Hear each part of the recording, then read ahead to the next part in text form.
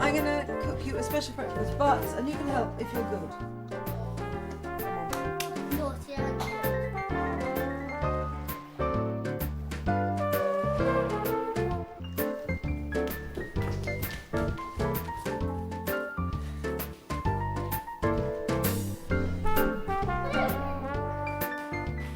Emergency breakfast supplies.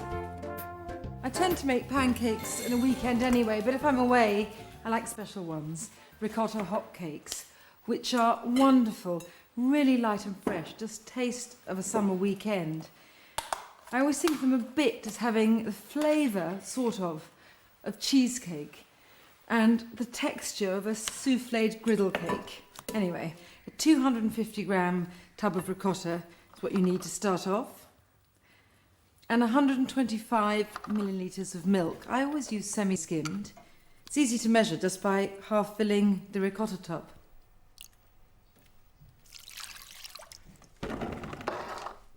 And 2 eggs, which need to be separated, and the eggs beaten separately. But a small child can do this for you, so that's okay. These stir together very easily. Don't need to be too energetic, so it's quite good for early in the morning. And now, 100 grams of plain flour, about a teaspoon of baking powder, and a little child labour ensues.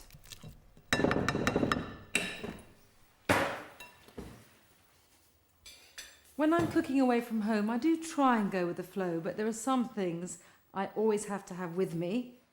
My Magi whisk. I'm afraid to say I always carry this in my bag because you never know when you might need it. Don't always carry this, but I knew I was going to do a bit of egg white work. Bruno, I want you to whisk this quite strongly, not so much that it goes all over the table, but to make it frothy. Please? Yes. And Mimi, just get the lumps out of this and gently get the flour in.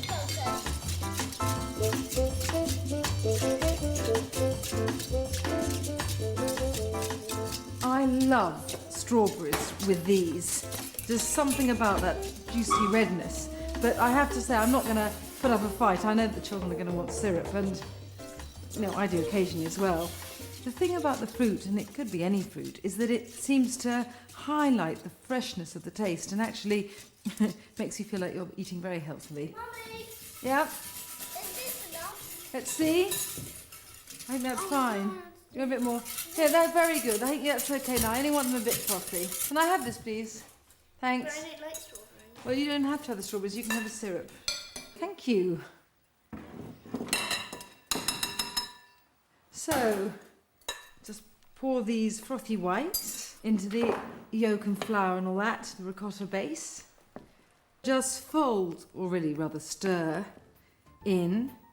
And when you're cooking them, I mean, if you're using an ordinary frying pan, I would use a bit of vegetable oil, but this is a non-stick griddle, and it's just a question of dolloping out spoonfuls at regular intervals, and after about 2 minutes, they'll be lovely and golden brown. Just flip them over and give them another half minute or so, and that's it.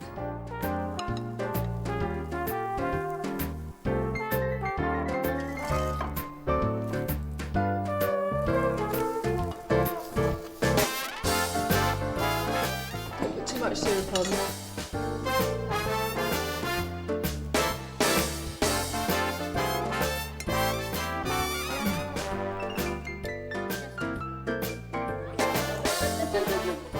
Wipe them off.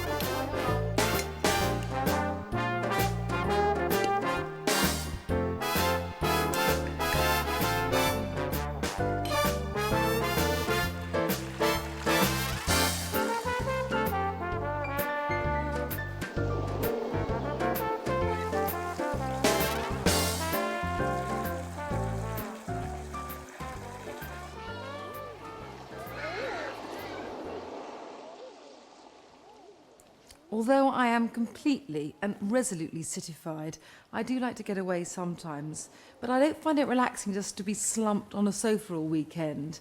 For me, I unwind just by pottering about in the kitchen, and I know it sounds strange, but I do find it really liberating to be in an unfamiliar kitchen. I mean, not that I'm trying to escape my way of cooking or my food, because that's the food I like. I mean, just because I'm at the seaside doesn't mean I'm going to be opening a welt stall.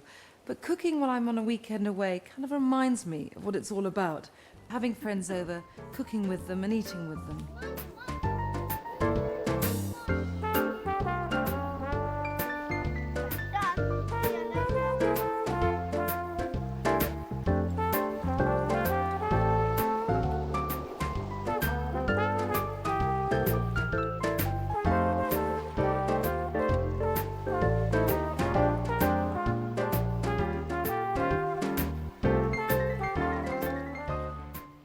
This is a fabulously easy pudding to make.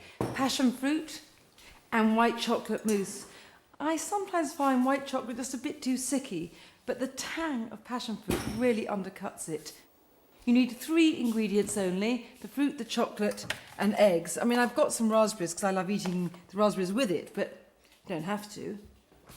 Now, I know I kind of foolishly boasted that I travelled light, but not that light, because I want to whisk the whites for the mousse. A little bit of heavier equipment. Now, obviously you don't really need this to whisk egg whites, but I am a creature of habit. 6 eggs, which need to be beaten separately, and I always find there's something incredibly satisfying about following a recipe that uses a whole packet of eggs. I don't know why. And there are 300 grams of chocolate there, that's 3 bars. 10 passion fruit, pulp, seeds and all. And as you can see, 2 punnets of raspberries.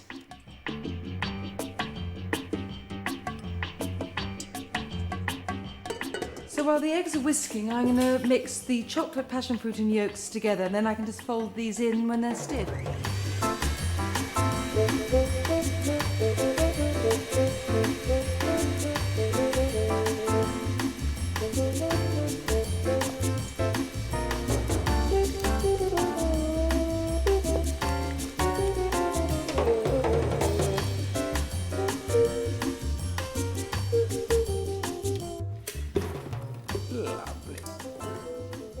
Be really brutal with the first bit of egg white. It just makes everything easier to mix later. In other words, don't fold, just stir in briskly. See, just fish them about.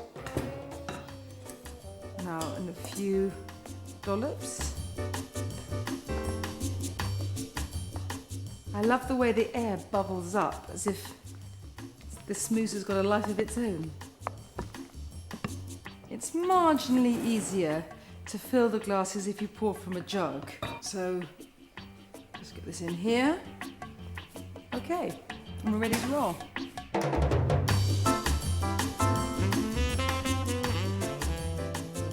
I like to put a few raspberries in the bottom of each of those glasses and then pour the mousse on top. And something very strange happens when it sets, which takes about 2 or 3 hours in the fridge. It's as if the passion fruit liquid seeps through the mousse and souses the berries. And then on top you have this light layer of fruity chocolate mousse.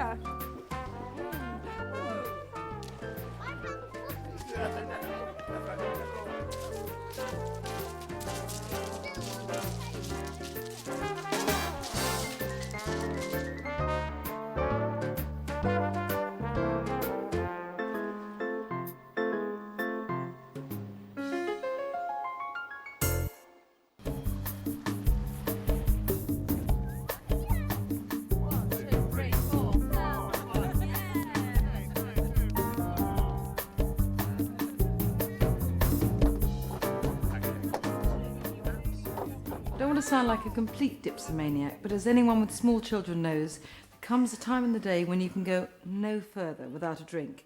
I'm making a white lady, which really knocks the wind back into your sails. It's equal parts lemon juice,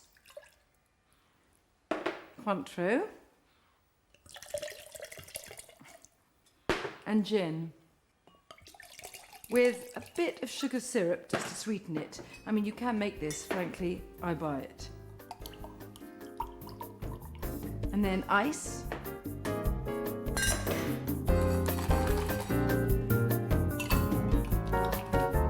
All you do is shake and pour.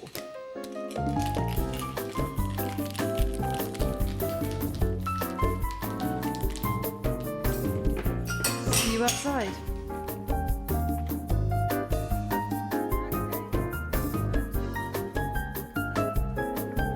White ladies.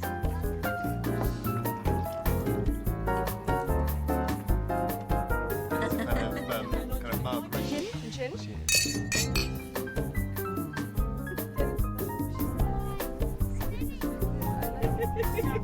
I like the Very nice.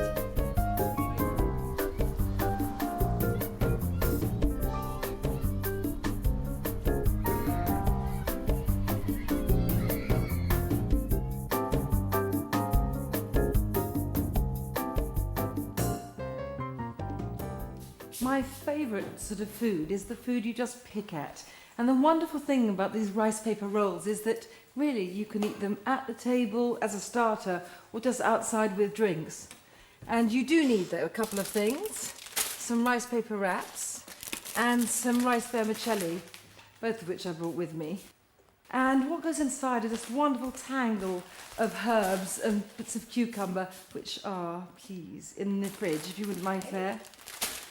The other really fabulous thing about these is no cooking is needed whatsoever. A bit of soaking, a bit of chopping, then some rolling. So, these are rice vermicelli, by which I mean it's like pasta made with rice flour rather than wheat flour, really light and wonderful. And a bit of water from a recently boiled kettle, or even less recently boiled, means they will rehydrate, look at that, and just drained and ready for use. I mean, you could eat them like that and they are good. You can see why they're often called cellophane noodles. They feel lovely and soft. Ready? Just need to be drained.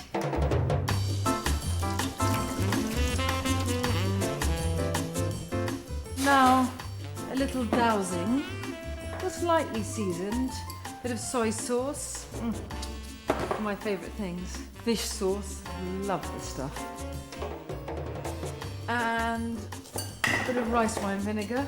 Now, can you open this for me? Sorry, I'm being a bit of a girl. Oof. This is tough. Oh, thank you. That's intelligence needed. Mint and coriander. I love using Thai basil, but you can't get it everywhere, and coriander is wonderfully aromatic anyway. I want this roughly chopped because I want a bit of crunch, almost as if it's a salad leaf, and because it makes life easier. I think I'm about ready for assembly, and this is the bit where dexterity is required, and I might make you... I think you better inspect what I've done so far, actually. I'm not quite sure about these spring onions. They're absolutely fine. Can you take them in? Should I mix? But I'm coming over for a bit of dunking and rolling. I remember like these noodles. Oh, they are fabulous, aren't they? Now, what else do I need? A plate. Okay. Okay. So what are you going to do now? I'm going to do more or less exactly the same as I did to those rice noodles and just rehydrate. Very nice. And I'm going to leave it there for 1 sec while I get a tea towel because I think it's going to be wet work. Nothing wrong in that. Okay. Very neat. Okay, this is now perfect. They don't need very long, which is good. And I do them one at a time, otherwise I'm frightened they'll stick together. Yes. Now, just I tear it off. A little bit in the middle. Okay, over, so it kind of seals it in. And then just roll it like this. I love the way you can see the herbs and pasta through. Yes. And then, well, I normally cut it in 4 because I've made a bit of a mess here. I think I cut it in 3, like that.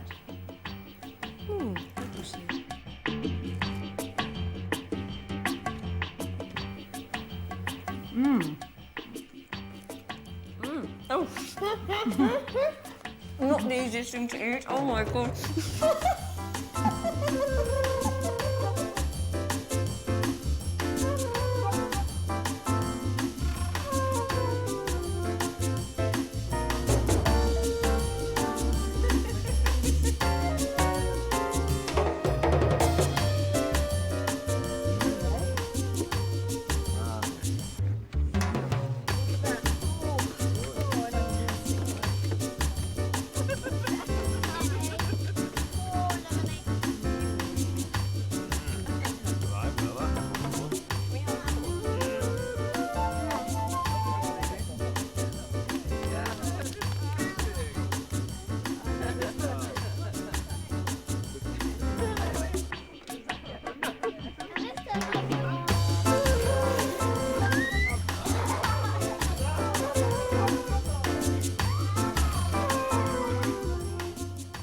I know everyone always thinks I'm completely mad for saying that I like cooking on weekends that are meant to be relaxing, but I have to say this is my only way of finding a bit of space for myself. And besides, you can play the martyr slaving over a hot stove when in fact you've got everyone else doing the hard work like bathing the children. It's a very good scam. And added to which, this is incredibly easy to make.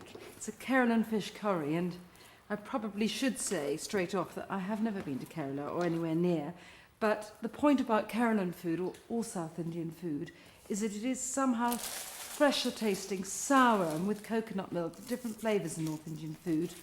A couple of onions here, cut into thin half moons, bit of salt to stop them burning. And while they start frying, I'm going to go and get the fish. Use any white fish you want. I've used bream. Kilo and a quarter, thereabouts, cut into chunks. Want it thick enough to hold its shape while it's cooking. And it does take the barest moment to cook. And now a little bit of an operation. For this I need some turmeric, about a teaspoon here. Beautiful golden powder.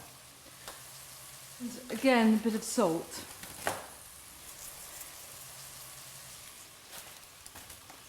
And I wouldn't normally do this, but the trouble with putting your hands in turmeric is that you get stained yellow. It looks like you've got a terrible sort of 50-a-day habit.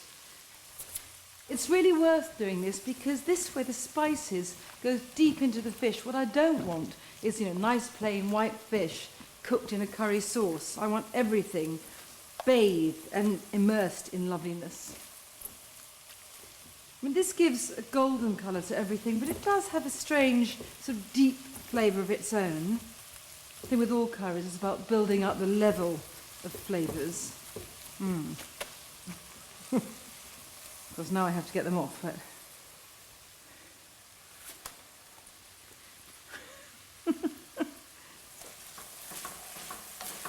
So on top of these onions, a bit more spice.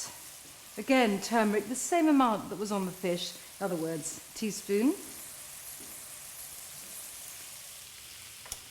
Bit of ground cumin.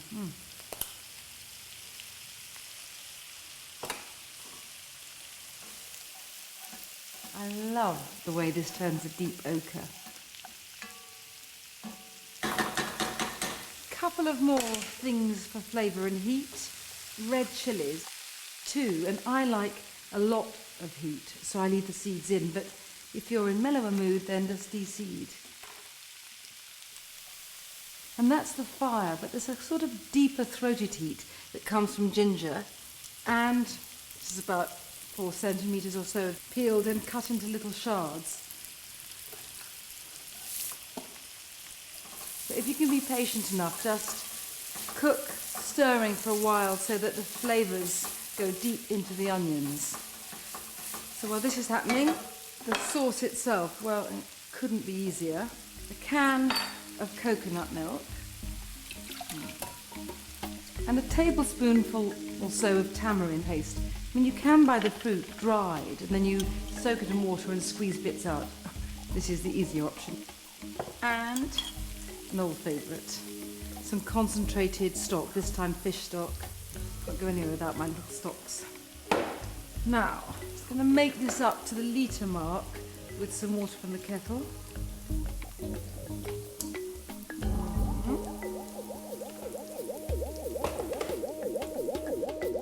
Stir it together. Just pour it in.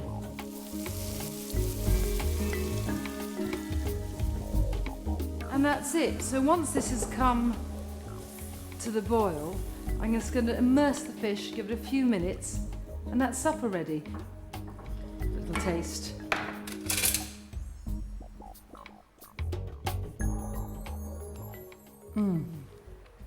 I love the sourness of the tamarind against the sweetness of the coconut. And that's, frankly, all over bar the singing, really. I'm going to turn it off and then go and say goodnight to the children. And then when I want to eat, because it could take some time, just need to reheat this, cook the fish in it for about 4 minutes, and supper's ready.